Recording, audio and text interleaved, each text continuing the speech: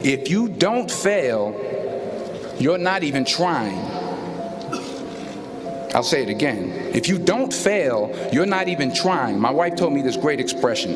To get something you never had, you have to do something you never did. Les Brown's a motivational speaker. He made an analogy about this. He says, imagine you're on your deathbed, and standing around your deathbed are the ghosts representing your unfulfilled potential.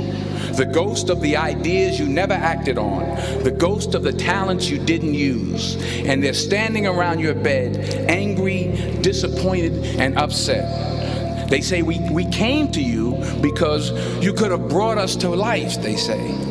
And now we have to go to the grave together. So I ask you today, how many ghosts are going to be around your bed when your time comes? Soul has no color, no shape, no form. You have the power to change perception, to inspire and empower, and to show people how to embrace their complications and see the flaws and the true beauty and strength that's inside all of us. Because I had everything, and I was absolutely broken inside. And I kept it all together enough to where I would never let you down, but I kept it too much together to where I let myself down. I don't want to see your bodies on Instagram. I want to see what's in here. I'm not trying to get validation, nor do I need it anymore. All I can say from the bottom of my heart is I am so grateful.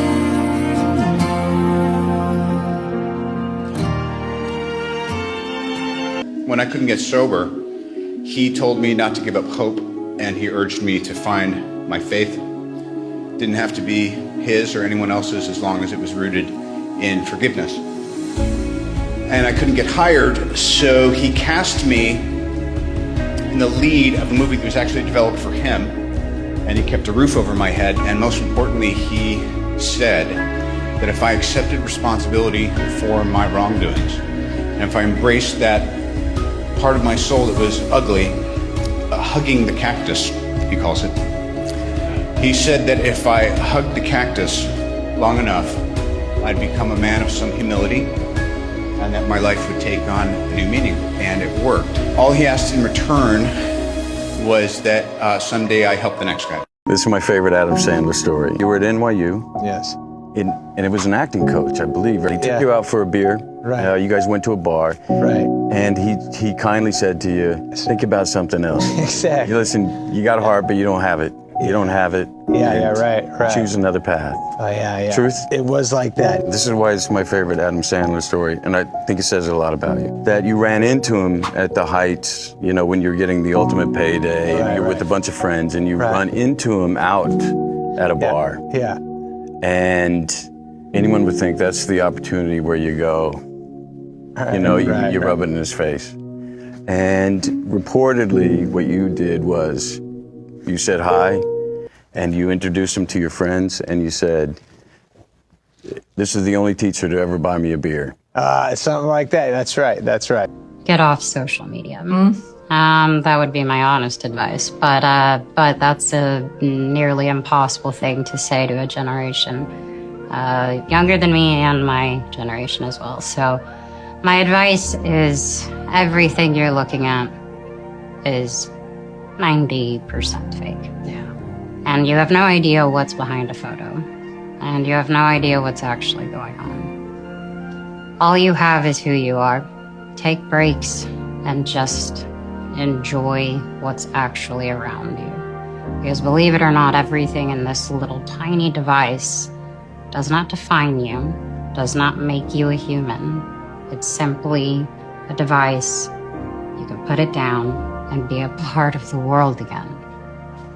Try to do that. To anyone in the world, I promise you, if you put your mind to it and you work hard and you never give up and you do not listen to the rejection, you can achieve anything that life throws your way. So what is it we say we're all trying to achieve in life? What are we pursuing? Happiness is usually the word. I propose this. Forget happiness. How about go for joy? Happiness is usually a destination, a place we think if we get there, then I will be happy. But joy is different. It's not a destination. It's the process of living, of finding joy in what we're fashioned to do. And when we do it well, it's more joyful. If we don't do it well, we can find joy in going, well, I'm going to try it next time.